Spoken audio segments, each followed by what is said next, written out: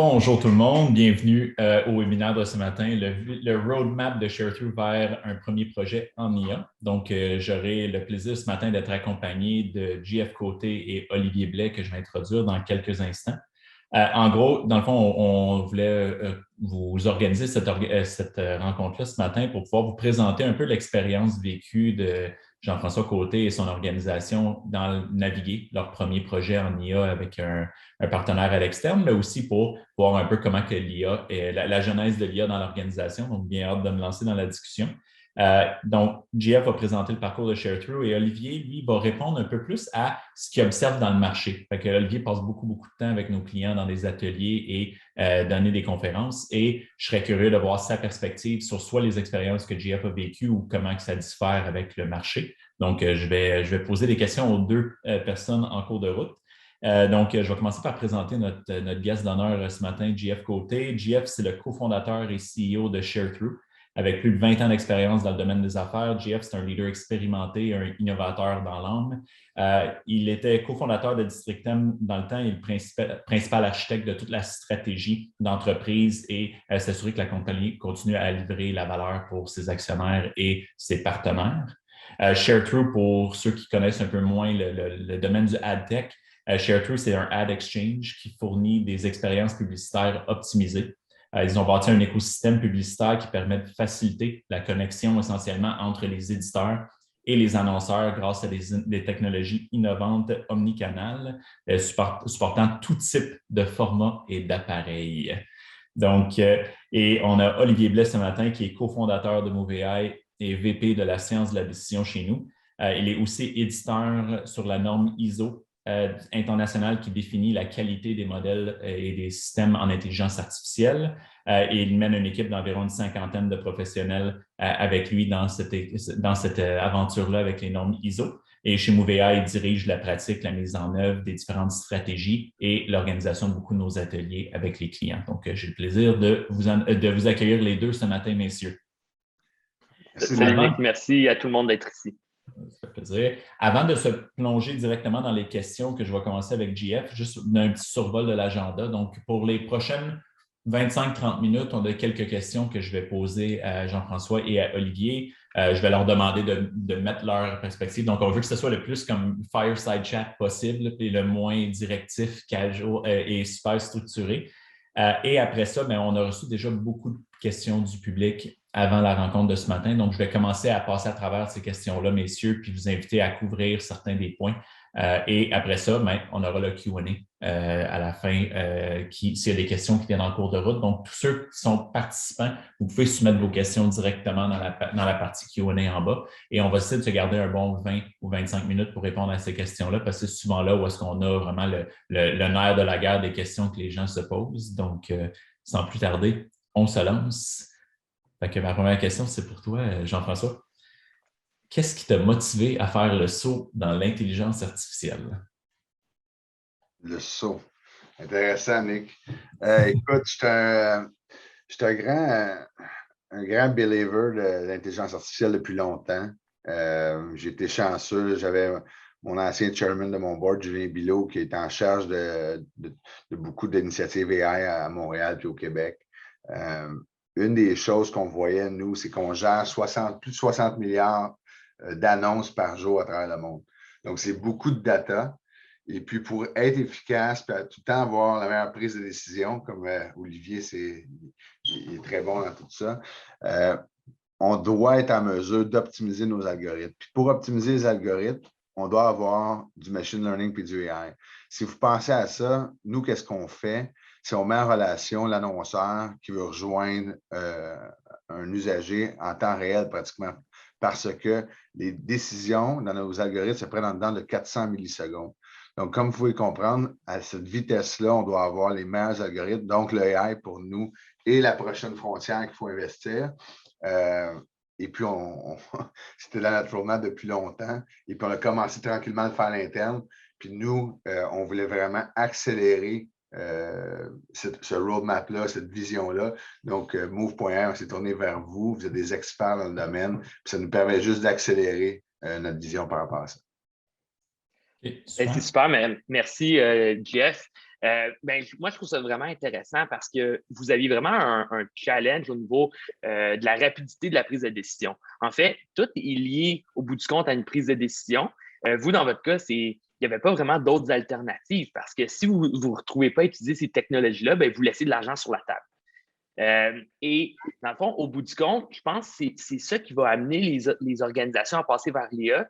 C'est le fait qu'on peut bénéficier de nos infrastructures numériques. Donc, tout le numérique qu'on a travaillé, tous nos efforts qu'on fait pour favoriser la personnalisation, pour favoriser une expérience qui est plus digitale, on peut l'augmenter avec l'intelligence artificielle. Donc, c'est vraiment un outil qui va permettre de pouvoir prendre des meilleures décisions puis de prendre des décisions qui sont plus rapides parce que l'humain n'a même pas la capacité de répondre avec la rapidité dont tu parlais la dernière fois. Tu disais, aux 400 millisecondes, il faut réussir à avoir une réponse. L'humain, il ne va jamais être capable d'atteindre même cette réponse-là. Donc, c'est un must pour vous de le faire. C'est drôle que tu dises ça, Olivier, puis je viens de prendre une note. Chaque impression publicitaire est périssable.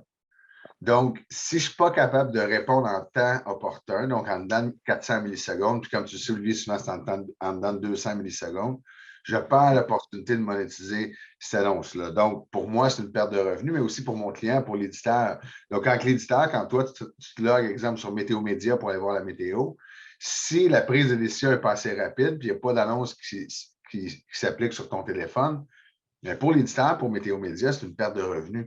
Donc, pour être un bon partenaire pour eux, je dois avoir la meilleure technologie, je dois avoir les meilleurs algorithmes pour être capable de répondre à temps opportun, puis qu'ils soient capables de monétiser leur contenu. C'est leur première source de revenus pour eux.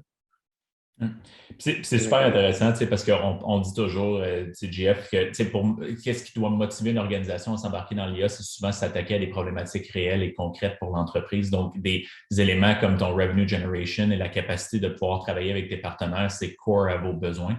Donc, souvent des bons candidats pour commencer à regarder pour faire un saut dans l'IA. Je te poserai la question, Jeff. Quelles étaient les opportunités, les challenges auxquels ton organisation faisait face, qui sont venus, dans le fond, soit du côté technologique ou du côté client, qui t'ont vraiment motivé davantage à choisir de t'embarquer dans ce premier projet-là? Avant toute chose, c'était, nous, on avait défini notre roadmap, comme je te dis, depuis 2018, puis on nous a parlé, je pense, au début, là, Olivier Nicolas, vous commenciez là, avec moi. Je suis un grand fan de toute l'organisation, du management team là-bas. Il fallait avoir la bonne vision. On avait ça sur notre roadmap. On voulait accélérer parce qu'on voyait, même dans ce moment, on n'avait pas 60 milliards et plus d'impressions par jour. On était plus petit, mais on voyait où est-ce qu'on s'en allait, puis il fallait s'améliorer. Puis comme tu disais, Olivier, l'humain, malheureusement, à certaines limites. Puis maintenant, avec la technologie, tout cloud, on est capable vraiment d'optimiser nos algorithmes et nos plateformes technologiques. Le frein à mon organisation pour me lancer dans le IA, comme tu dis, Nicolas, c'est rare qu'on dise ça, le IA. C'était le capital humain. Tout le monde en parle, la guerre, le Human Capital War. Pour moi, c'était mon gros frein. On voulait le faire, on avait la vision, on avait le roadmap, mais on ne trouvait pas les gens. On voulait bâtir l'expertise interne, puis ça nous a retardés. Parce qu'on voulait bâtir cette expertise-là, on s'est dit, on va le honner, on va le faire. Puis malheureusement, recruter des gens de talent qui comprennent ça, puis avoir cette expertise-là à l'interne, on n'a pas été capable de le faire. On a été capable d'engager quelques data scientists, mais le but de ça, c'est pour ça qu'on s'est tourné vers un partenaire d'affaires qu'on a beaucoup de trust, puis qu'on croit qu'ils sont experts dans le domaine, qui nous aide à accélérer, à faire notre vision, à la mettre en place, puis aussi je vais dire teacher, à éduquer nos gens à l'interne pour qu'ils deviennent pas des experts, parce qu'ils ne pourront jamais être experts comme vous, mais au moins qu'ils comprennent comment appliquer les notions du IA dans notre écosystème. Je serais curieux, Olivier, dans les organisations que tu as rencontrées dans le cadre de nos ateliers et suite, les réalités de GF, comment tu les vois, toi, dans d'autres organisations ou similaires dans le marché? Ce qui est intéressant avec GF, ce qu'il vient de dire, puis moi, il y a quelque chose qui m'a marqué, c'est quand tu parlais de 60 milliards d'impressions par jour. Ça l'amène aussi à un autre challenge. Donc, souvent, ce qu'on va voir, c'est qu'il va y avoir 3 différentes opportunités qu'on peut se retrouver à adresser avec l'intelligence artificielle. Puis, je pense que les 3 ces trois opportunités-là, c'est ceux que tu adresses présentement. Donc, la première, c'est comment être capable d'augmenter les ventes. Donc, ici, en étant capable de retourner la bonne publicité au bon moment dans l'encan qui est en temps réel, ben, ça, c'est une façon de favoriser les revenus, de les augmenter. Mais de l'autre côté, en contrepartie, c'est que toi, ton inventaire, c'est de la chaîne d'approvisionnement. Ton inventaire, c'est 60 milliards d'impressions. Il faut que tu sois capable de passer ton inventaire aussi le plus efficacement possible. Donc, la gestion de ton inventaire. Donc, la réduction des coûts est aussi un challenge qui est assez important parce qu'il y a aussi des grandes opportunités à être capable de pouvoir avoir une gestion un petit peu plus serrée des coûts. Et l'intelligence artificielle se retrouve à être un facteur qui est super important. Et finalement, c'est aussi l'augmentation des gains en efficacité aussi. Donc, souvent, ça va être des organisations qui cherchent à faire des gains importants dans ces trois sphères-là qui vont finir par bénéficier le plus de l'intelligence artificielle. OK, intéressant. Puis, tu sais, Jeff, si on revient un peu à ShareThrough, avant, vous avez parlé en 2018, vous avez commencé à explorer un peu les différentes avenues potentielles. Au début, comment que ça s'est shapé un peu l'IA chez vous? Tu sais, là, on va parler de Smart Suite dans quelques minutes, mais avant d'arriver à décider que ça allait être ça le projet, c'est quoi les différentes avenues que vous aviez vues à l'IA, peut-être soit parce que vous compreniez la technologie ou parce que vous la compreniez un peu moins à ce moment-là? C'était quoi les différentes options que tu voyais pour l'IA dans ta business? Écoute, moi, tu me dis ça, puis je ris parce que je me souviens de la première personne qui m'en a parlé, qui m'a vraiment dit, Jeff, si tu veux scaler, il te faut du AI. C'était le premier gars qui a cru en nous, notre première ronde de financement en 2016, un gentleman, un monsieur qui s'appelle Serge Michaud, qui était à FSTQ. C'était nos premiers investisseurs chez nous. Serge, c'est sans doute au Québec un des investisseurs les plus ferrés en technologie. Il y a eu plusieurs coups de circuit, comme on peut dire. Puis c'était lui qui me forçait à réfléchir. Regarde le data, où est-ce que ça s'en va? Tu as besoin de mettre du AI sur ta plateforme, tu dois le faire. Puis en 2016, là, donc c'était avant Move.ai. Puis il nous a vraiment amené à réfléchir comment scaler une plateforme technologique. Parce que qu'est-ce qu'on fait dans la vie, nous? C'est ça, c'est une plateforme technologique. Puis souvent, les gens vont appeler ça du TI ou du IT. Là. C'est pas ça du tout. C'est de la technologie. Puis un jour, on fera un podcast pour démystifier au Québec le IT puis la technologie, parce qu'on a beaucoup, beaucoup de beaux succès, les CGI de ce monde, mais c'est du IT, c'est du service. C'est différent de nous. Nous, on a une plateforme technologique. Donc, une plateforme technologique, tu n'as pas le choix d'avoir la meilleure technologie, que ce soit ton infrastructure, ton DevOps, mais aussi tous tes algos. Puis, mettre tout ça en place, pour avoir la meilleure structure, ça prend des années. Je veux dire, on a commencé à y penser en 2016. Puis là, en 2021 puis 2022, là, je commence vraiment à toucher quelque chose d'incroyable. On commence à scaler en fou. On a fait 4 fois les revenus en 2021. Comme tu sais, le COVID accélère. Je peux te le dire, aujourd'hui, j'ai le COVID. Là, si vous avez, ça demande où est-ce que je suis en prison. Non, c'est que je suis isolé. Dans une chambre à coucher, j'ai le COVID. C'est pas si pire que ça pour les 3 vaccins. Donc, ça, sans doute, la technologie fait en sorte qu'on réagit mieux aujourd'hui qu'il y a 2 ans à la COVID. Donc, pourquoi que nous, on a commencé à réfléchir à ça? C'est tu n'as pas le choix. Tu te bats contre des géants, tu te bats contre tu sais, j'ai des compétiteurs, exemple, PubMatic, qui ont 400 ingénieurs en Inde. T'imagines-tu, toi? Tu sais, malheureusement, on n'a pas accès à ces ressources-là facilement. Donc, l'AI me permet de maximiser mon output de mes gens, puis juste en faire plus, puis d'être capable d'avoir une meilleure plateforme, puis être responsive, je ne sais pas c'est quoi le bon mot en français, pour être capable, après ça, de développer une bonne technologie, puis la scaler. Parce que pour moi, une fois que ma plateforme est là, c'est comme une turbine électrique. Au Québec, on connaît très bien l'électricité qui est au Québec. L'Internet, c'est ça. Là. L'Internet, on met du raw material. Moi, j'ai une plateforme, je transforme des visites en publicité. Donc, je transforme l'Internet en dollars. Donc, c'est un peu ça qu'on fait. Fait que pour le faire, bien, il faut que j'aie du AI. Puis, c'est pas malheureusement, heureusement, on va juste accélérer notre innovation en AI, puis on va juste en mettre plus parce qu'on le voit, ça paye. Autant au niveau des revenus que l'optimisation de coûts. Tu sais, Olivier en parlait tantôt. On est une compagnie, nous, l'efficacité est mesurée à chaque jour, à chaque minute. On a des dashboards pour s'assurer qu'on est efficace sur chaque requête, qu'on a les meilleurs serveurs à travers le monde. pour être sûr qu'on c'est up. Fait que là, qu'est-ce qui arrive? On va parler du Smart Suite bientôt.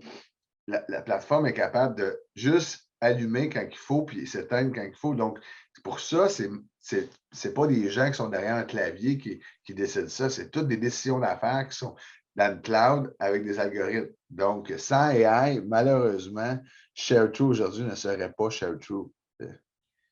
C'est primordial de prendre tous ces facteurs-là en considération quand tu fais des décisions de t'embarquer dans un projet ou un autre. Comme je mentionnais tantôt, pour ceux qui sont un peu moins familiers avec Exchange, dans le fond, le gros défi à GF, c'est qu'il représente des centaines et des milliers de sites comme Météo Média qui ont, dans le fond, une vitrine. Ils veulent vendre des publicités, mais ils n'ont pas la capacité de le faire tout seul. Donc, ils travaillent avec un share-through pour les mettre en relation, pour faire du matchmaking entre des gens qui contribuent, qui sont sur le site et des gens qui sont prêts à faire des annonces auprès de ces personnes-là. Et ça doit être optimisé parce que chaque conversion ou chaque conversion manquée, comme tu dis, c'est périssable et tu n'as pas l'opportunité de refaire cette vente-là, de retourner dans le temps et de refaire cette vente-là.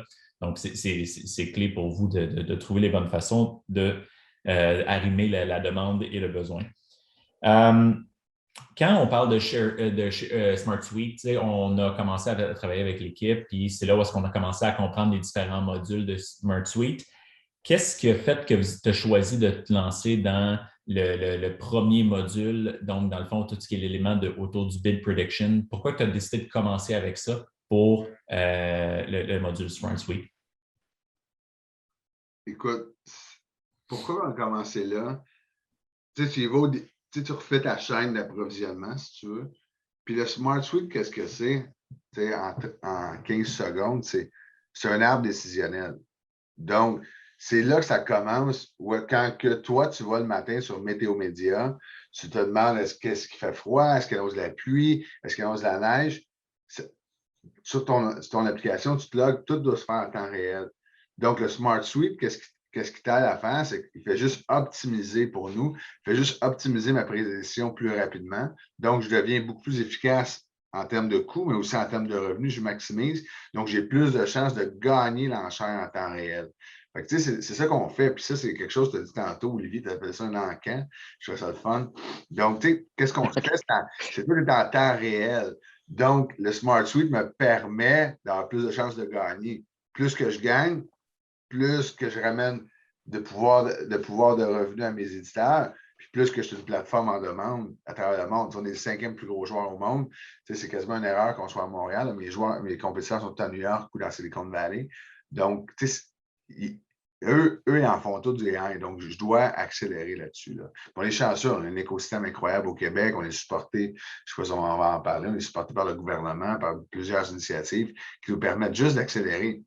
Si la compagnie technologique qui ne fait pas les AI aujourd'hui devrait se demander, aller retourner à la planche en dessin et se dire est-ce que je devrais l'inclure? Puis la réponse est sans doute que oui, parce que n'importe où dans ta chaîne de valeur, dans ton supply chain, tu vas gagner à mettre du AI à n'importe quel niveau. Là. OK. Puis, je serais curieux de te lancer la balle, Olivier. Tu as rencontré l'équipe de GF très rapidement dans le processus. Dans le fond, l'équipe de Jean-François, il y a une équipe à Montréal, puis il y a beaucoup de collaborateurs, puis un bureau aussi à San Francisco, mais tu sais, des gens un peu partout. Puis dans le fond, en mode COVID, on a fait un bel atelier virtuel. Olivier, tu sais, toi, quand tu as rencontré son équipe au début, comment tu voyais les différents drivers se mettre en place pour structurer, dans le fond, l'approche de Smart Suite? C'est un bon point. Donc, par exemple, Smart Suite, c'est une suite de fonctionnalités. Donc là, on pourrait décider un peu maladroitement de dire bon, on va augmenter Smart Suite d'un coup. Mais en fait, ce qui est la meilleure approche, c'est vraiment d'être capable de faire une approche itérative en la découpant, en disant voici chacune des fonctionnalités. Et l'équipe de ShareTrue avait déjà justement cette mentalité-là. Ils ont déjà découpé chacune des fonctionnalités. Donc, au niveau de la chaîne de valeur, comment optimiser ton inventaire, comment optimiser ton taux de conversion, comment être capable de pouvoir maximiser ton retour sur investissement de chacune de tes publicités, par exemple. Donc, c'est important d'être capable de comprendre c'est quoi toutes les fonctionnalités et vraiment de découper ta problématique, puis après ça, de la livrer de façon itérative.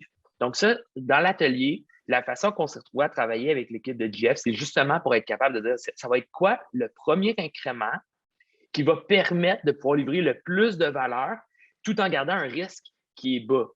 Le pire qui pourrait arriver, c'est tu te retrouves à travailler sur une problématique qui est trop large, avec un risque qui est important, puis finalement, tu finis jamais par la livrer, cette initiative-là. Donc, c'est comme ça qu'on s'est retrouvé à vraiment travailler de pair avec l'équipe de Jeff. Et peut-être finalement, un dernier point, c'est aussi comment est-ce qu'on peut aider ShareTrue à devenir plus autonome. Aussi, tantôt, il y en a parlé tu as parlé de capital humain, tu as dit à quel point c'est difficile de pouvoir bâtir ça from scratch dès le départ. Mais comment être capable de dire, regarde, on va travailler avec vous, mais le but, c'est pas que vous soyez dépendant d'un fournisseur. Donc, le but, c'est un mindset. Au fond, c'est vraiment la capacité de pouvoir de pouvoir utiliser ces technologies-là qui utilisent l'intelligence artificielle et par la suite, pouvoir itérer pour pouvoir améliorer et peaufiner la solution.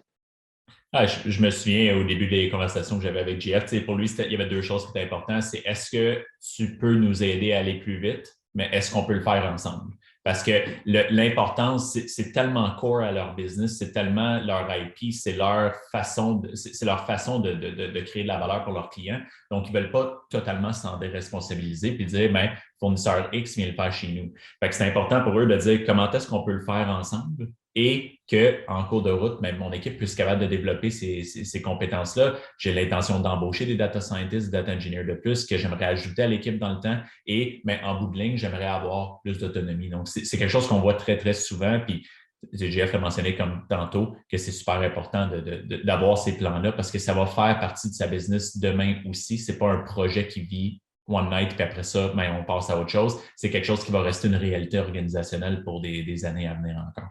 OK. Super intéressant. Si on revient, Jeff, quand tu as commencé, dans le fond, le projet, là, je serais curieux de voir un peu les forces internes dans ton organisation auxquelles tu as fait face quand vous commenciez à parler d'IA à l'interne. Des fois, on va parler soit de buy-in, de résistance au changement et ou les problématiques que tu as vues. Comment vous avez vécu ça à l'interne chez ShareTrue quand tu as dit « ça y est, on se lance dans les airs » ? C'est drôle, je ris parce que la première résistance, c'est une question de culture puis d'ego.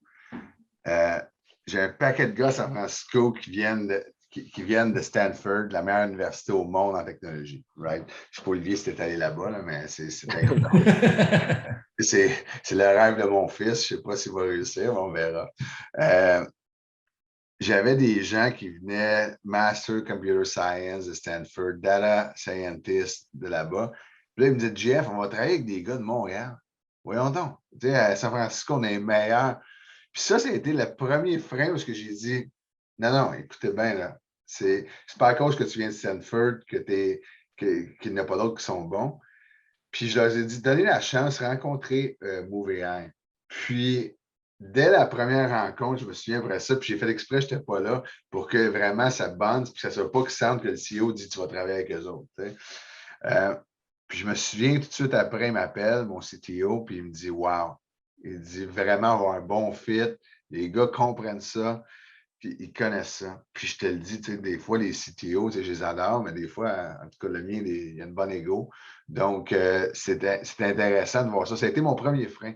Puis depuis ce temps-là, il fait juste accélérer. Puis moi, je lui dis, c'est pas un one-time shot. Là, du AI, là, malheureusement, là, si quelqu'un pense j'en fais une fois puis c'est fini, c'est pas ça. C'est que tu nourris la bête, puis il faut juste que tu en fasses plus parce que tu vas voir l'optimisation est incroyable. Le retour sur l'investissement, que tu dis, le ROI qu'on dit, est incroyable. Sauf qu'il faut juste continuer à te déployer et en faire plus. Parce que faut que tu ne penses pas en 2022, là. Faut que tu penses en 2025. Quand tu es CEO, c'est le même. Là. Ça n'a rien de penser cette année. Mais si je n'investis pas aujourd'hui, en 2025, là, je vais me faire manger. La compétition aujourd'hui, elle n'a plus de zip code. Là. Moi, je me bats à travers la planète.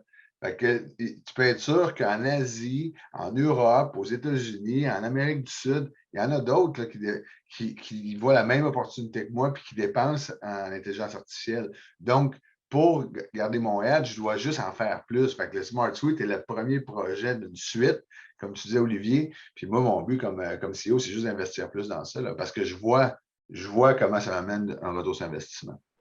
C'est intéressant parce que souvent, on va parler avec des organisations, puis je suis sûr qu'Olivier l'a vu aussi. On va parler avec souvent soit des dirigeants d'entreprise ou ainsi de suite. Puis là, ils vont parler des projets qui ont déjà en cours à l'interne ou un lab, par exemple, où ils ont fait des preuves de concept, des essais. Puis une des choses qu'on nous dit le plus souvent, c'est Tu sais, Nick, j'ai des bonnes personnes, je pense qu'on comprend les bons problèmes, mais on a de la misère à découper ça, un peu comme Olivier disait tantôt, en morceaux qui sont digérables avec un peu la réalité de notre organisation, puis d'être capable de le mettre en production. Tu sais, parce que développer quelque chose qui est sur un test bench et mettre quelque chose en production, c'est deux bêtes complètement différentes. Fait que Ouais. souvent, les entreprises nous arrivent, puis des fois, ils disent, ah, ben oui, ben, on a un gars d'AI à l'interne ou on a un gars ou une équipe d'AI à l'interne. Puis après ça, c'est mais comment est-ce qu'on peut prendre ce qu'ils ont appris et l'emmener dans un niveau plus comme déployable et mettre cette solution-là en production. Puis comme tu dis, mais ça requiert de la maintenance, ça requiert du monitoring, ça doit être maintenu, cette solution-là, dans le temps. Donc, c'est quand même intéressant de voir que de votre côté, puis aussi la situation géographique de votre entreprise avec des gens qui connaissent bien ça. Puis quand Olivier a rencontré ton équipe aux États-Unis, je m'en souviens, il disait, c'est des gars qui sont super brillants, super allumés. Puis après ça, je pense que c'était la somme des deux qui ont fait comme, ah, il y a peut-être moyen de découper ça et faire de quoi avec ça. C'est intéressant. J'ai ri des gars, puis c'est pour ceux qui nous écoutent, qui sont dans différents domaines. Un autre frein était, mais ils ne connaissent pas ça. Tu sais, du AdTech, ils ne connaissent pas ça. Tu sais, là, ils ne connaissent pas ça. Pourquoi il va nous aider avec ça? Puis, une des choses, je pense, les gens, il faut qu'ils s'enlèvent de la tête. Tu ne dois pas être un expert dans une industrie pour faire de l'intelligence artificielle. C'est des concepts, c'est de l'applicatif, puis c'est de la vision, puis être capable de mettre ça en production, comme tu dis, le test bench pour la production. Tu sais, qu'est-ce qu'on fait? Moi, je trouve ça super simple, qu'est-ce qu'on fait, mais les gens disent que c'est complexe. Là, tu sais, là. Puis, il ne connaît pas ça, je l'ai entendu souvent. Puis moi, j'ai tout le temps, écoute, ça ne prend pas un doctorat en nucléaire là, pour faire ce qu'on fait. Là. Tu sais, là, c'est pas difficile à comprendre. Fait que n'importe quelle personne qui est brillante va comprendre qu'est-ce qu'on fait. Donnons-lui la chance. Donc, je pense qu'il faut travailler en partenariat. Moi, j'adore vos sessions que vous faites, là, vos ateliers. Je pense que vous appelez Olivier. Là.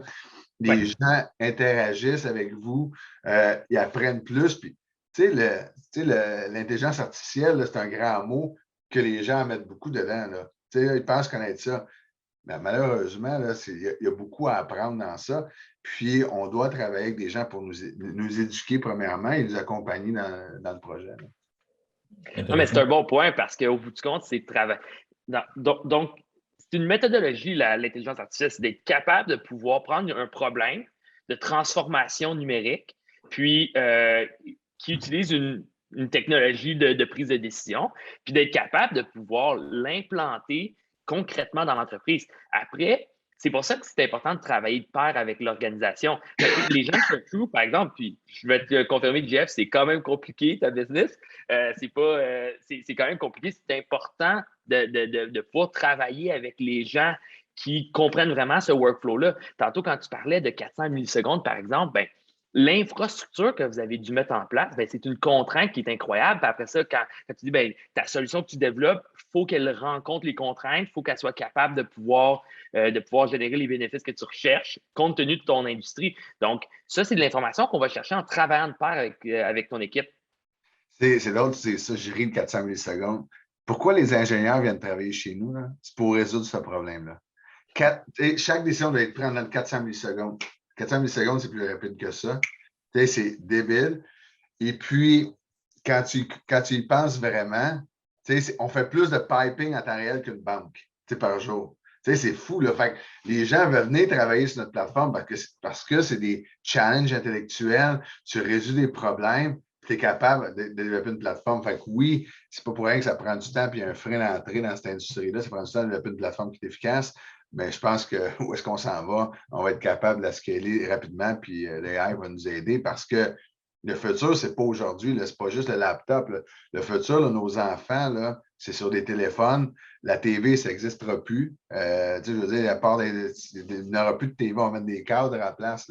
Il faut être capable de transformer cette industrie-là puis d'aider les annonceurs à rejoindre les usagers puis aider les éditeurs de contenu à être capable de monétiser leur emplacement publicitaire parce que sans ça, malheureusement, il n'y aura plus de journalistes, il n'y aura plus de contenu de qualité. Là. Le fake news qu'on entendait dans le temps de Donald Trump, il va y en avoir partout de ça. Là. Donc, ça nous permet vraiment d'accélérer dans ce domaine-là. Puis, juste, tu as mentionné tantôt la compétition, puis ta compétition n'est plus dans un zip code, et ainsi de suite. Donc, tu disais que c'était quand même un gros motivateur pour toi parce que si tu ne le fais pas ou si tu ne continues pas à itérer là-dedans, d'autres vont te rejoindre. Qu'est-ce que tu penses que l'IA va t'apporter en termes d'avantages compétitifs aujourd'hui avec le fait que tu commences déjà à avoir des solutions de machine learning et d'IA dans ton entreprise qui vont t'aider à monétiser plus rapidement? Est-ce que tu penses que ça va t'emmener un edge d'un point de vue de la capacité de promettre des revenus? Tu sais, comment tu vois ça, le what's in it pour tes customers et tes partenaires? La première chose qui me vient en tête quand j'ai écouté ta question, market share. Mes éditeurs, le New York Times, avec qui je travaille, sont sophistiqués. Là. Eux, comment ils choisissent les partenaires technologiques avec qui mes compétiteurs, avec qui ils veulent travailler. Ils analysent combien de temps leur réponse ça prend quand un usager va sur leur site web, newyorktimes.com, puis qu'ils ont une annonce. Si tu es au-dessus de 400 millisecondes, ils ne veulent même pas faire affaire avec toi. Donc, c'est pour ça que mon industrie s'est épurée au cours des dernières années, parce que pour investir en technologie, pour engager des ingénieurs, pour faire du AI, ça te prend des fonds, ça te prend un modèle d'affaires où est-ce que tu es capable de générer du cash pour investir. Donc, la beauté, c'est que si tu investis aujourd'hui, tu vas gagner les market share. C'est vraiment là que ça se joue. Puis on est chanceux, là. On a un écosystème incroyable, que ce soit mes investisseurs. J'ai 3 super investisseurs. Tu sais, j'ai EDC, j'ai FSTQ, j'ai IQ qui croient en ça et qui investissent. Puis aussi, on a une infrastructure gouvernementale qui nous aide énormément à être un champion mondial. Donc, il faut en bénéficier au Québec. On est chanceux. C'est pas partout à travers le monde où est-ce que les gens, l'écosystème se rallient pour pouvoir faire des champions. J'appelle ça tout le temps, là, let's build the tech champions together. C'est ça que je dis à mes employés. Je crois vraiment. Là, il n'y a plus de zip code. Là. Tu sais, le globe, là, quand on était jeune, là, ben, il existe. Puis tu peux gagner de Montréal PQ à travers le globe. Mais il faut que tu te donnes les moyens de tes ambitions. Il faut que tu sois capable de voir plus loin que les 6 prochains mois. Il faut que tu essaies de te mettre, si je veux gagner en 2025, qu'est-ce que je dois faire aujourd'hui? C'est là que ça se passe. Tu sais, je suis sûr, chacun de vous, okay, vous êtes tous des gars de tech, vous avez tous acheté votre metaverse, là, votre Oculus au travers des fêtes, vous commencez à jouer au ping-pong là-dessus, puis tout ça. Ça, c'est le futur. Hein.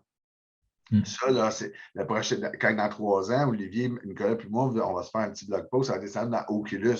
Puis là, vous ne verrez pas mon lit en arrière, ça va être tout virtuel puis tout ça.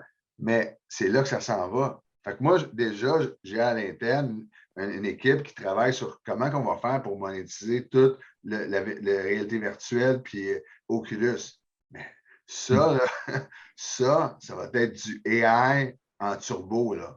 Tu n'auras pas le choix. C'est un environnement réel où est-ce que la personne va être dans son environnement, va marcher dans une rue, puis là, il va avoir une annonce de Pepsi, exemple pour le Super Bowl. Tout le monde a écouté Dr. Dre, là, au Super Bowl avec Pepsi. Bien, ça va être en temps réel. Puis si moi, je marche dans la rue, dans mon monde virtuel, puis je manque, l'annonce n'est pas là de Pepsi, mais malheureusement, l'environnement ne fait pas d'argent.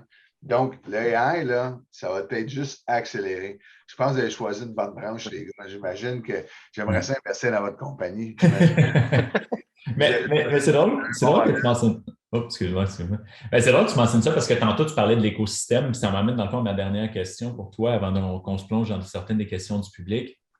Tu sais, Montréal, on est choyé, on est réputé d'avoir un écosystème IA qui est world class ici à Montréal. Et bien souvent, on a cette réputation-là un peu par le volet plus académique, plus institution, puis de la recherche essentiellement qu'on a à Montréal. Mais les gens oublient qu'on a un écosystème appliqué à Montréal qui est extrêmement fort. Il y a beaucoup d'entreprises qui veulent tirer avantage de ça au Québec. Et dans le fond, les fonds gouvernementaux, dont InvestAI, qui est une initiative du MEI que vous avez fait appel à. Comment que tu vois l'aspect des subventions dans l'équation? Toi, quand que tu décides de te lancer dans ce projet-là, comment tu as vu les subventions dans l'équation? Je serais curieux. Tu poses la question à mon CFO, mais il aime bien ça. Donc, la subvention fait en sorte que tu baisses tes coûts de projet. Donc, au lieu de te coûter $1, mais peut-être ton investissement va te coûter 50 sous, 60 sous. Donc, il faut bénéficier de ça. Puis, tu sais, outre que les subventions, il faut que tu prennes un step back sur la question. T'sais. Si je te dis la technologie, tu vas me dire, la première chose que tu me dis, c'est Silicon Valley. Silicon Valley, c'est l'Internet. Là, après ça, tu as vu au travers les années, qu'est-ce qui s'est développé? Boston, c'est quoi? Les robots. Right? Les robots sortent de Boston, sortent du MIT. Montréal, on pourrait être la plaque tournante du AI. Puis je trouve ça incroyable. Puis il faut être fier de ça, puis il faut bénéficier de cet écosystème-là. On peut être sur la map, on peut être la capitale du AI. Puis moi, c'est le même que j'en parle à mes clients, mes investisseurs. On doit maximiser ça, puis on doit être fier. Là, je serais très fier d'avoir une veste aujourd'hui, Move AI, puis de dire c'est là qu'on s'en va, parce que je crois énormément à votre vision, les gars. Le gouvernement puis l'écosystème qu'on a, il faut en bénéficier. Parce que si je suis aux États-Unis, je n'ai pas cet avantage-là compétitif. Je dois payer $1 pour $1 que je dépense en réel. Nous, on a la chance d'avoir les subventions, d'avoir même, c'est facile d'appliquer pour ça, là, comme tu l'as dit, Scale AI, puis il y en a plein d'autres qui t'aident à faire la transition puis à mettre ça en place. Une fois que c'est mis en place, just feed the beast. Là, fait que tout est mis en place.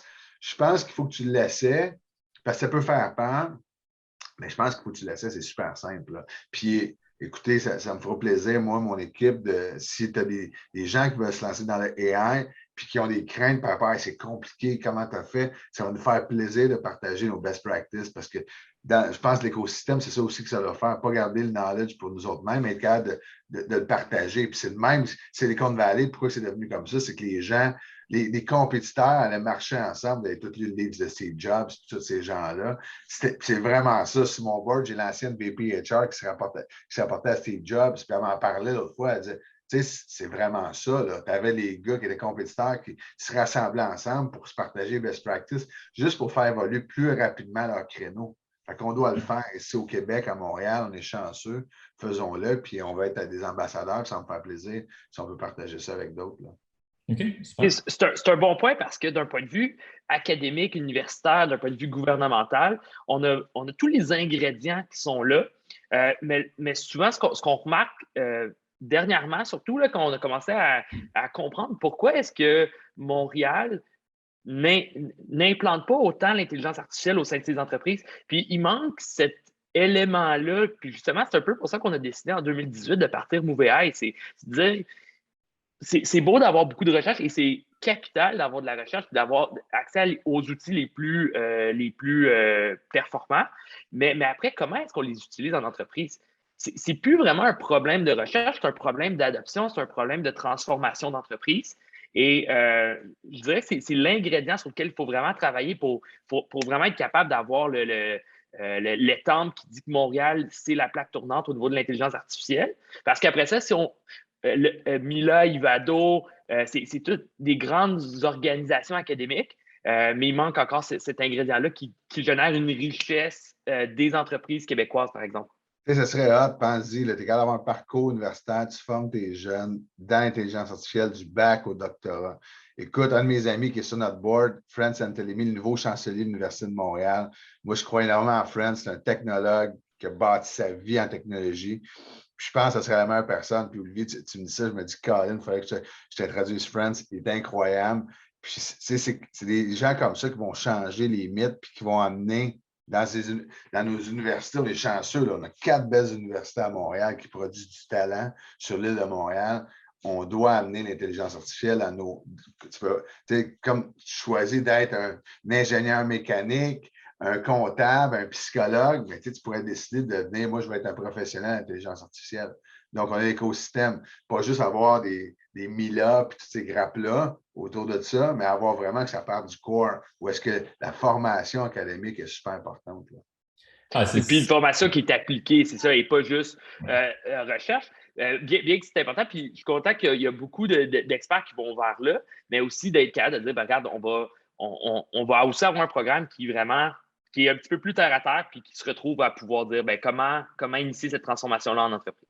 Je suis super d'accord avec ce que tu dis, puis je prendrais bien l'introduction de Jeff si jamais tu as l'occasion. Anytime. Envoie-moi un email, Olivier, il m'a introduit à France. Il est incroyable. On est chanceux d'avoir au Québec un globe trotteur comme ça qui croit, puis c'est une beauté, qui a été nommé chancelier de l'Université de Montréal, tu regarderas ça. Il est incroyable, France. Super, bien, messieurs, avec ça, on va flipper dans la période de questions. Fait que dépendant de la question, je vais vous pointer dans votre direction, puis on va passer à travers les différentes questions du public. On en a quand même pas mal, puis il nous reste à peu près 19 minutes. Fait qu'on va faire ça en version quick fire. On a une question de André Richard de l'entreprise Exfo au Québec. Première question, quelle est la quantité et la qualité des données qu'on doit disposer pour démarrer un projet d'IA? Donc, je te poserai la question, Olivier, voir, toi, c'est la question qui tue. Combien de données et quelle est la qualité des données qu'il faut pour faire un projet d'IA? Écoute, je vais faire ma belle réponse de consultant. Ça dépend. Ça dépend combien de données on a besoin. C'est sûr que dans le cas de Jeff et de ShareTrue, ce n'était pas la quantité de données qui était problématique, c'était même un autre problème parce qu'il y avait tellement de données que ça crée une certaine lourdeur. Au niveau des problématiques, ça dépend c'est quoi qu'on essaie de faire. C'est quand même un mythe quand on parle de millions de données. Je sais qu'à l'époque, on parlait, ça prend des millions de données pour être capable d'arriver à des résultats. C'est pas la réalité. La réalité, c'est que souvent, ça va prendre suffisamment de données pour être capable de pouvoir générer au bout du compte, c'est statistique. Donc, c'est d'être capable de pouvoir identifier des tendances avec les données. Donc, tu as besoin d'avoir assez de données pour valider que ta tendance est réelle et que c'est pas n'importe quoi. Après, moi, ce que j'amène les gens, c'est de dire, le problème n'est pas la quantité de données. Le problème, c'est plus au niveau de tes risques que tu peux identifier au niveau de la performance que tu recherches. Donc, si tu as moins de données, c'est sûr que tu vas avoir un petit peu plus de misère d'aller chercher une performance qui est exceptionnelle. Donc, plus tu vas avoir de données, plus tu vas être capable d'extraire des tendances qui sont importantes pour résoudre ta problématique. Mais il n'y a rien qui empêche de bâtir quelque chose par étape, de dire, regarde, on va commencer avec les données que tu as. On va développer une technique qui est good enough, qui va rencontrer les objectifs d'affaires. Mais après ça, on va continuer à peaufiner parce que tu vas recevoir, au fur et à mesure, tu vas être capable de récolter plus de données et tu vas être capable de faire évoluer ton projet pour atteindre les performances vraiment qui sont au niveau qu'on pourrait s'attendre de l'intelligence artificielle. Donc, ça c'est, je dirais, d'une part. Puis au niveau de la qualité, c'est aussi une autre bonne question au niveau de la qualité, c'est que tu peux avoir beaucoup de données, mais des données qui ne sont pas bonnes. Donc, il y a un juste milieu. C'est important de travailler, de donner de l'amour à tes données. Au bout du compte, ton avantage concurrentiel, ce n'est pas l'algorithme d'IA, mais c'est vraiment les données que tu fournis à ton modèle, à ton intelligence artificielle. Donc, ta donnée, tu dois lui donner une certaine amour. Puis tantôt, je le sais, j'ai vu, on va parler de gouvernance. Là, il y a une question sur la gouvernance. C'est important de pouvoir mettre en place une gouvernance. C'est important de pouvoir mettre en place des mécanismes d'assurance de la qualité. Mais encore une fois, c'est de trouver un juste milieu. Parce que le pire que tu préfères, c'est d'investir des millions de dollars pour que ta donnée soit la plus parfaite. Puis après ça, finalement, tu te retrouves à utiliser seulement quelques sources de données. Donc, c'est de l'investissement qui n'est pas nécessairement judicieux. Donc, c'est vraiment de trouver le juste milieu. Puis après ça, de dire, regarde, voici sur quoi il faut que tu travailles. On va faire un plan ensemble pour que tu sois capable d'atteindre le minimum requis pour être capable de générer ta valeur. Si je comprends bien, Olivier, là, si j'ai, exemple, une problématique, puis j'ai une cible, j'ai quelque chose en tête que j'aimerais prédire, c'est pas une question d'avoir des millions et des millions et des millions d'observations, mais c'est plutôt d'avoir assez d'observations pour atteindre le niveau de performance qui fait que le business case est bon pour aller de l'avant, essentiellement. Et à ce moment-là, si on est capable d'aller à un premier morceau, puis après ça, on peut commencer à raffiner le reste, mais avoir assez d'observations pour arriver à un niveau de good enough pour justifier l'investissement, c'est un peu le premier palier à se poser la question. Puis si la réponse c'est non, ben c'est de peut-être travailler sur collecter et s'assurer que ces données-là sont structurées et de qualité avant de pouvoir se lancer. Exactement. Puis c'est sûr que c'est un peu stressant parce que c'est difficile de dire sans comprendre le contexte de l'entreprise, sans être capable de comprendre les différents facteurs que tu veux inclure dans ton système. C'est quoi? Il n'y a pas une règle parfaite pour dire c'est combien de données tu as besoin. C'est du cas par cas. Mais ça s'explore assez bien. Puis au bout du compte, juste pour que les gens comprennent que ça ne prend pas des millions de données pour être capable d'y arriver. OK, super. Ben, ça répond à la deuxième question d'André qui était essentiellement est-ce que je dois attendre si j'ai pas assez de données? Fait que je pense que basé sur la réponse que tu viens de donner, ben, ça lui donne une idée de dire ben, commençons à regarder les opportunités aujourd'hui. Puis, il n'y a pas de perfect state que tu peux attendre pour. Et je vois JF qui réagit à la question. Je pense qu'on en avait déjà parlé. Toi, JF, comment tu vois ça? Attendre d'avoir plus de données ou des meilleures qualités de données. Je me souviens que ça avait fait une réaction assez importante de ton côté quand on parlait de ça. Ben écoute, attendre. Moi, je pense que quand tu commences, si tu te poses la question, il faut que tu te lances là parce que si tu attends, ta compétition n'attend pas. Fait que attendre d'être parfait, malheureusement, tu ne te lanceras jamais à l'eau. Il faut que tu commences en quelque part, puis tu vas apprendre à déchiffrer. Puis Olivier l'a bien dit, au début, nous autres, là, hey, on a tellement de données, ça va être difficile, tout ça. C'était de l'autre côté, nous autres, on avait trop de données. Mais là, à un moment donné, on peut-tu prendre un sample du data, on peut-tu le slicer et dicer, puis après ça, on était capable de partir avec quelque chose. Fait que je pense que comme leader, si tu réfléchis puis tu dis, je fais-tu du IA ou du AI? Ben écoute, faut que tu y ailles.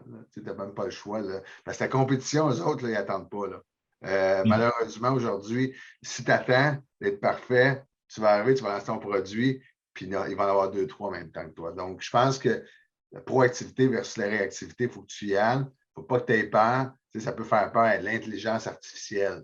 C'est quoi ça? C'est pas touchable. Puis au Québec, on est très industriel. Là, on aime toucher aux produits. Moi, je fais des crayons, je fais des lampes, tout ça. Mais le futur, c'est que ça se fait dans le ciel, dans le cloud. Puis le AI te permet de le faire. Donc, il faut que tu te lances. Tu n'attends pas d'être parfait. Merci André pour ta question. La prochaine question, je vais te la shooter directement, JF. C'est, tantôt Olivier parlait des 3 différents axes typiques qu'une organisation regarde pour mesurer un business case. Est-ce que ça m'aide à augmenter mes revenus? Est-ce que ça m'aide à protéger mes marges ou à augmenter mes marges? Ou est-ce que ça m'emmène une optimisation qui résulte en une meilleure expérience client, meilleure expérience partenaire, employé? Sachant ces 3 axes-là, toi, comment tu regardes un projet d'IA puis comment ça te parle de le ramener un peu dans la réalité d'affaires? On dit toujours, traitez pas des projets d'IA comme étant des projets spéciaux.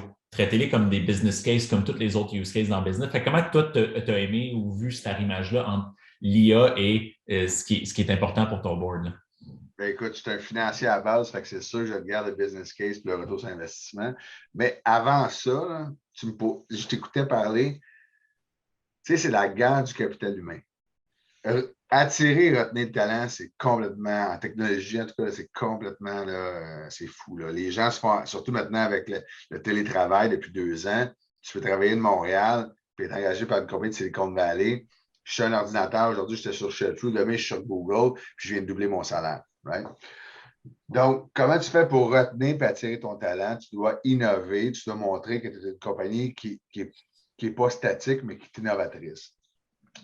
Qu'est-ce que l'AI me permet? C'est que quand que je parle des ingénieurs, je veux recruter des data scientists comme Olivier, des kingpins en data, ou d'autres ingénieurs en computer science, montrer que j'investis en intelligence artificielle, puis voici ma vision. Eux, ils ont le goût de venir chez nous puis la bâtir puis travailler là-dessus. Fait que la marque employeur, pour attirer et retenir le talent, super important. On va mettre ça dans le bucket innovation. OK. Bucket business case, bien écoute, Olivier voit les chiffres, là. Donc, le Smart Suite nous permet de maximiser nos revenus comme jamais. Fait qu'au niveau des revenus, c'est incroyable. Au niveau des coûts, ça me permet d'être beaucoup plus efficient, donc beaucoup plus efficace en termes de gross margin. Donc, pour moi, je coche les 3 buckets. Là. Je coche le bucket employé, je coche le bucket optimisation de revenus, puis je coche le bucket EBITDA. Le ROI est incroyable. Puis en plus de ça, j'ai une subvention. Écoute, c'est un low-brainer. Là. Je veux dire, là, c'est let's go. Là. Puis pour moi, je pense que je mets de la pression sur mon VI. Moi, si je prends 20 personnes qui travaillent sur mon dossier en même temps, je le ferais. Là. Il n'y a aucun problème avec ça. Là. Tu ne feras jamais assez d'AI parce que c'est de l'innovation. Fait que j'espère que je n'ai pas trop réveillé les AI à partir des gens qui travaillent, qui sont sur le cadre, parce que moi, j'ai besoin de ressources plus. Merci Jeff. Merci Louis-Charles pour ta question sur la ROI. Puis dans le fond, Jeff, tu as répondu à la deuxième question qu'on a reçue de Jean-Nicolas Perrault de la STM. Il disait, tu sais, comment on peut aborder les stratégies d'embauche et de sourcing de la main-d'œuvre dans un domaine où c'est si rare et difficile à mobiliser et retenir. Puis comme tu as dit tantôt, quand tu parlais des défis, les gens dans leur carrière cherchent des défis. Ils cherchent un sentiment d'accomplissement, de pouvoir régler des problématiques. Fait que quand tu leur fournis un environnement comme tu parles, où est-ce que l'innovation est importante, où est-ce que les gens sont encouragés à se lancer dans des projets comme ça et que l'organisation est derrière eux pour fueler ces projets-là, tu leur donnes des défis et ben, ça t'aide à créer des cellules de gens qui veulent régler des problèmes. Fait que, je ne sais pas si ça répond à ta question, Jean-Nicolas, mais je pense que je vais mettre un bémol sur j'adore la question de Jean-Nicolas. Je le vis dans un autre projet que j'essaie de mettre en place chez ShareTrue, puis je l'ai fait face avec les AI. Si j'attends d'engager le talent pour partir mon projet, je vais attendre des mois, des années. Il faut que tu sois capable, qu'est-ce qui est intéressant du projet ou du modèle d'affaires de Move AI, avec peu de ressources à l'interne, tu es capable de partir ton projet, de scaler, puis vu que tu vas mettre ça en place, après ça, tu es capable de tirer du talent chez toi. Parce que tu vas l'avoir, ce ne sera pas juste une preuve de concept, une idée, tu vas te dire, voici qu'est-ce que je fais. Les gens vont vouloir venir travailler puis résoudre ces problèmes-là, puis d'aligner tout le monde ensemble. Donc, je pense qu'il faut que le spark, l'étincelle, il faut que tu la mettes en place. C'est exactement ce qu'on a fait chez vous. C'est un projet que vous avez lancé et que votre CTO avait des plans d'embauche pour venir rajouter ces nouveaux équipiers-là au projet en cours de route parce que maintenant, il pouvait dire on est les deux pieds dedans puis on avance. Fait que c'est super intéressant. Je serais curieux, Olivier, de te retourner la question. J'ai Yvan Pelcha de chez CAE qui dit « J'aimerais comprendre les défis du AI dans un contexte de low volume, high complexity and long schedule. » Donc, je pense que c'est une question pour toi, c'est mon Olivier. Bien, parfait. Donc, on parle probablement d'une initiative complètement différente de ShareTrue qui était high volume. Puis quand même, il y a quand même une complexité dans ce qui est ShareTrue, mais au niveau du volume, c'est sûr qu'on ne parle pas de la même chose. Donc, premièrement, je pense quelque chose. Il faut se créer un petit peu des règles du pouce pour savoir c'est quoi qui devrait être de l'intelligence artificielle puis c'est quoi qui ne devrait pas être de l'intelligence artificielle. Donc, d'une part, je pense, puis mon but n'est pas de péter aucune ballonne à personne, mais souvent, la règle du pouce que je prends pour savoir si c'est quelque chose qui est faisable, c'est de se dire, est-ce qu'un humain, si l'humain possède l'information qu'on a sous la main, est capable de prendre une décision? Donc, ici, quand on parle de low volume, high complexity, la question, c'est au niveau de la complexité. Si moi, j'ai accès à toutes les données puis j'ai le temps nécessaire pour être capable de prendre une décision, est-ce que je suis capable de le faire ou pas? Donc, si l'humain n'est pas capable de prendre une décision, bien, ça va probablement être très difficile pour l'intelligence artificielle de pouvoir arriver à des résultats qui vont être bons. Mais par la suite, si jamais l'humain est capable, puis le problème, c'est vraiment juste qu'on a trop de facteurs. On regarde la météo, on regarde les marchés financiers, on regarde X, Y, Z pour y arriver. Puis à un moment donné, au niveau du cerveau humain, ben, si tu finis par être étourdi à chaque fois que tu veux prendre tes décisions-là, mais c'est faisable, ben après, c'est possible de le faire avec l'intelligence artificielle parce que s'il y a quelque chose qu'on peut faire avec l'intelligence artificielle, c'est bien de prendre une multitude de facteurs en compte quand on prend une décision. Après, quand on parle de low volume, ça dépend juste au niveau du volume. Puis ici, je ne veux pas vraiment me répéter parce qu'on n'a pas beaucoup de temps, mais quand on parlait de quantité de données. Donc, si on a assez de données historiques sur la décision que tu veux prendre, et dans le fond, tous les facteurs sont là pour prendre une décision, puis l'humain est capable de le faire, bien, selon les règles du pouce, je dirais que c'est tout à fait faisable. Il existe des outils qui sont performants dans des cas qu'on va appeler du small data, où tu es vraiment capable de prendre des décisions qui sont précises, même avec un peu moins de données, puis même avec des données qui sont complexes. OK, c'est intéressant. Puis l'autre chose qu'il faut aussi rappeler aux gens, c'est que des contextes comme ShareTrue, qui a énormément de volume, ce n'est pas nécessairement la norme non plus dans les projets d'IA. On a beaucoup d'organisations qui vont utiliser l'IA ou l'apprentissage machine comme un outil d'aide à la décision, qui est peut-être un modèle qui n'est pas à 400 millisecondes, mais qui est quotidien, hebdo, qui aide à prendre des décisions. Fait que, le volume des données et la fréquence de ces données-là peut varier énormément d'un use case à l'autre. Puis en bout de ligne, comme tu dis, Olivier, c'est de ramener ça à est-ce que l'IA peut m'emmener un net plus versus la façon qu'on le fait actuellement avec une approche humaine et où est-ce que le projet est bien adapté, dans le fond, à comment l'IA travaille. Donc, c'est vraiment une approche et non une solution en soi, si je comprends bien.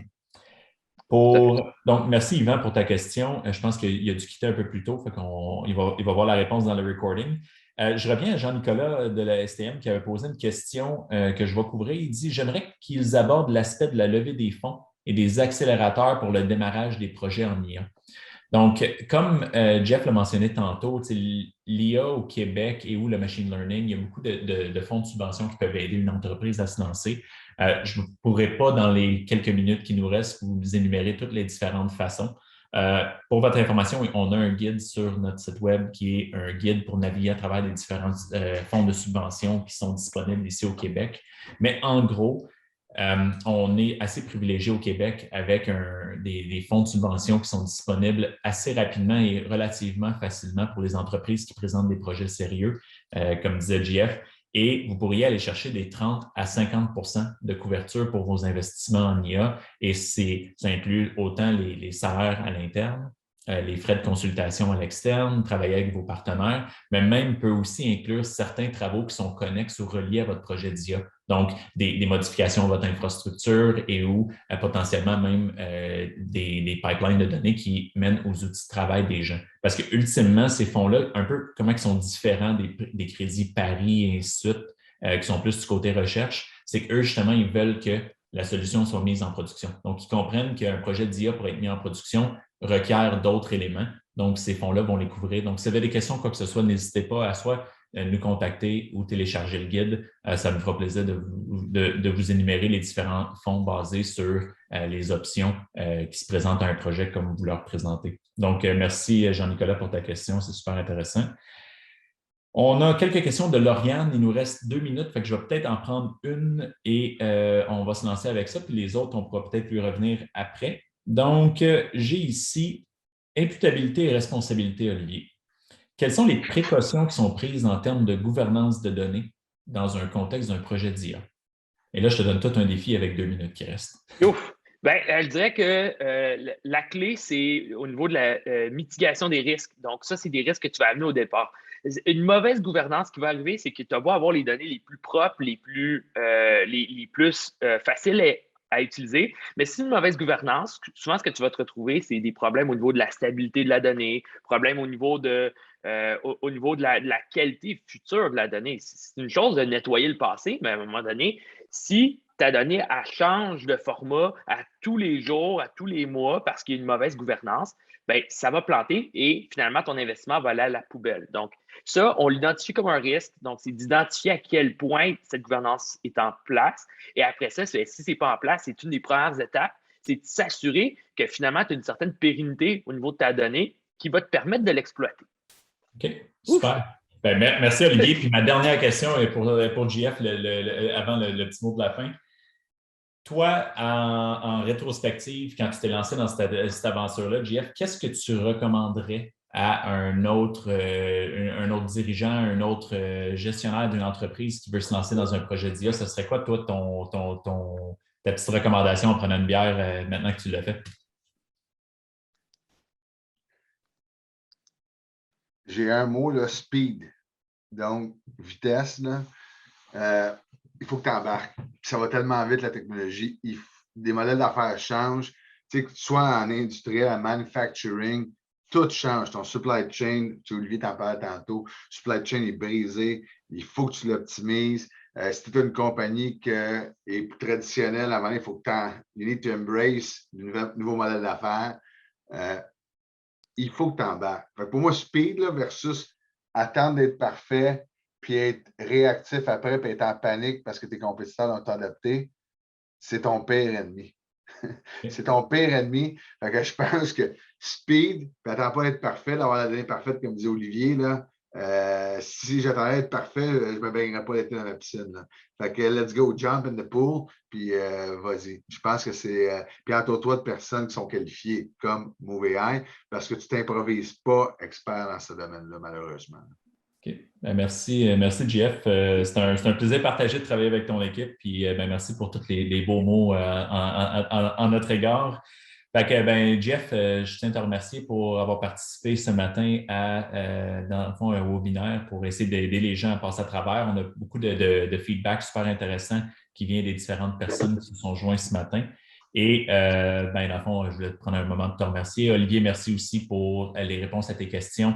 Aux questions et, dans le fond, avoir donné le contexte un peu plus macro, un peu plus marché de ce que tu observes autre que chez des clients comme ShareThrough.